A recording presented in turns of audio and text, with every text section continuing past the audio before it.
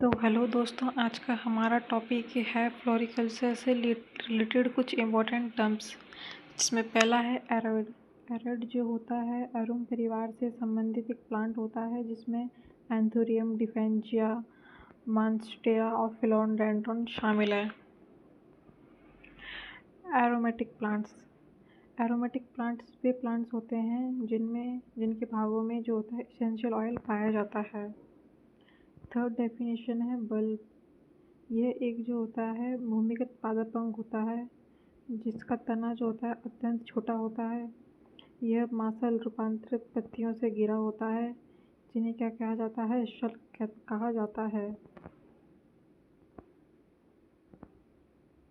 Bract. यह एक रूपांतरित क्या होती है, पत्ती होती है जो चमकीले रंग की होती है, और यह फूल के जो है नीचे स्थित होती है। बायोस्थेटिक प्लानिंग। बायोस्थेटिक प्लानिंग जो होता है आसपास के वातावरण को सुंदर बनाने के लिए जो हम उपलब्ध वनस्पति होती है और या जीव होते हैं उनका उचित उपयोग करते हैं, उसे ही बायोस्थेटिक प्लानिंग कहते हैं। Cut flower. कट फ्लावर जो होते हैं ताज़े फूल होते हैं, जिन्हें गुच्छों में उनके तने के साथ एकल रूप में ही काट लिया जाता है।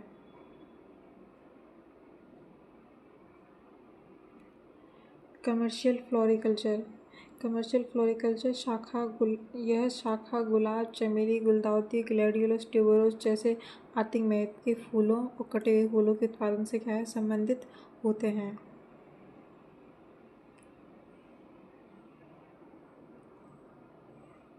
कॉर्म। कॉर्म जो होता है ये भूमिगत अंग होता है, जिसमें स्पष्ट गांठों और अंतर्गांठों के साथ विस्तारित तना अक्ष होता है और जो सूखे ठोस पत्तों से घिरा होता है। Dry flowers. ड्राई फ्लावर्स जो होते हैं निर्जलित फूल होते हैं, जिनका यूज हम डेकोरेटिव पर्पज के लिए करते हैं। Day neutral plant. Day neutral plants वे प्लांट्स होते हैं जो अंधेरे या उजाले की अवधि की संख्या की जो है परवाह किए बिना किसी भी समय अपने फूल देते हैं, जैसे कि tuberose, carnation. Economic flowers. Economics flowers वे फूल होते हैं जिनका उपयोग सजावट या सुंदरता के लिए नहीं बल्कि व्यापार या बड़े पैमाने पर प्रोडक्शन के लिए किया जाता है। फ्लोरिकल्चर। फ्लोरिकल्चर जो होता है फूलों और सजावटी पौधों को उगाने और उनकी देखभाल करने के विज्ञान को ही फ्लोरिकल्चर कहा जाता है। Flower bucket. फ्लावर बकेट जो होता है फूलों का गुलदस्ता होता है, जो अलग अलग प्रकार के ताज़े फूलों का जो है एक कलात्मक संग्रह होता है, जिन्हें एक साथ मिलाकर बहुत ही खूबसूरत से बांधा जाता है। गार्डन। गार्डन जो होता है भूमि का एक निश्चित टुकड़ा होता है, जहाँ मानव द्वारा अपनी पसंद के अनुसार पेड़ पौधों को, फूलों, फलों और सब्जियों को उगाया जाता है और उनकी देखभाल की जाती है। इकेबाना। इकेबाना का मीन होता है फूलों को सजाने की एक पारंपरिक जापानी कला होती है। Loose flower. लूज फ्लावर वे फ्लावर होते हैं जिन्हें पौधे से बिना डंठल के ही केवल पंखुड़ियों के रूप में ही तोड़ लिया जाता है।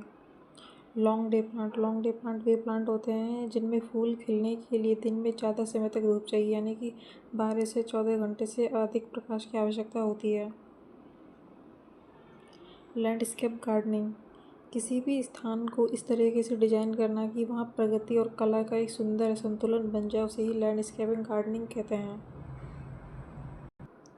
Medicinal plants. मेडिसिनल प्लांट्स वे प्लांट्स होते हैं जिनमें सक्रिय तत्व पाए जाते हैं और जिन मानव या पशुओं के रोगों को ठीक करने के लिए क्या होते हैं, औषधीय गुण होते हैं। राइजोम।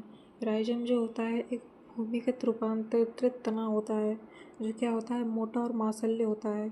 ये भूमि की सतह के अंदर समांतर रूप से बढ़ता है।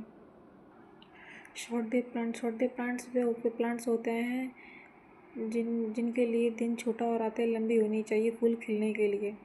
सकर्स। सकर्स जो होते हैं एक विशेष तना होता है जो मुख्य पौधे के भूमिगत हिस्से से निकलता है। ट्यूबर्स। ट्यूबर्स जो होते हैं कंद होते हैं, जिसे रूपांतरित भूमिगत भाग भी कहा जाता है। इनमें मुख्य रूप से भोजन और जो है पानी जमा होता है। तो अगर आप हॉर्टिकल्चर से रिलेटेड या कोई अदर सब्जेक्ट से रिलेटेड नोट्स चाहते हैं तो चैनल को सब्सक्राइब करें, जिससे कि आपके पास नोटिफिकेशन टाइम पर आता रहे।